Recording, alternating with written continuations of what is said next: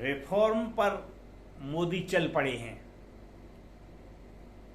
मतलब ये है कि देश में सुधारों की बहुत आवश्यकता है और जब भी सुधार किए जाते हैं तो मोदी विरोधी लोग सुधारों का इतना प्रबल विरोध करते हैं कि वो उसमें अपने जी जान लगा देते हैं।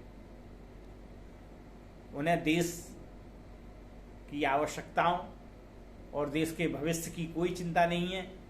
उन्हें तो केवल ये दिखाई देता है कि मोदी कैसे ये कर रहा है।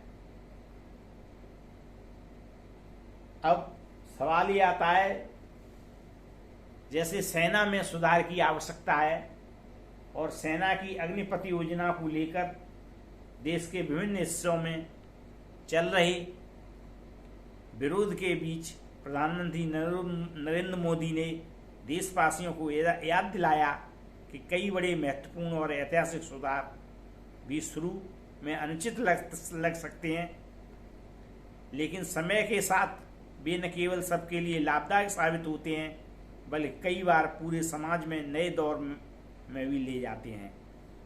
हालिया अतीत पर एक सरसरी नज़र डालने से भी ऐसे कई उदाहरण मिल जाते हैं। 80 के दशक के मध्य में जब राजीव गांधी बने थे तो उन्होंने देश की 21वीं सदी में ले जाने का नारा दिया और कंप्यूटराइजेशन की नीति पर जोर दिया। उस समय भी बहुत विरोध हुआ कंप्यूटर का।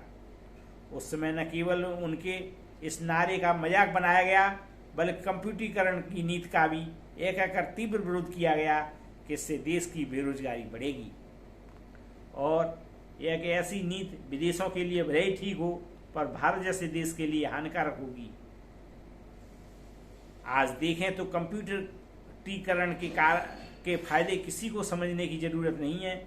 यह भी साफ है कि देश में कंप्यूटरीकरण की नीति लाने में जितनी देर की जाती हमें आगे चलकर उतना ही नुकसान होता।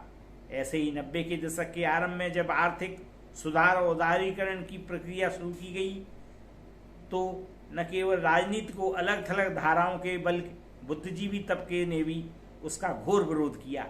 हालांकि ऐसा नहीं कहा जा सकता कि यह पूरा विरोध निराधार था। खासकर शुरुआती दौर में लोगों को कई तरह की कठिनाइयों से गुजरना पड़ा, लेकिन आर्थिक सुधारों की यह प्रक्रिया जारी रखने का ही नतीजा था कि जल्दी भारत की गिनती दुनिया की सबसे तेजी से बढ़ती अर्थव्यवस्थाओं में होने लगी।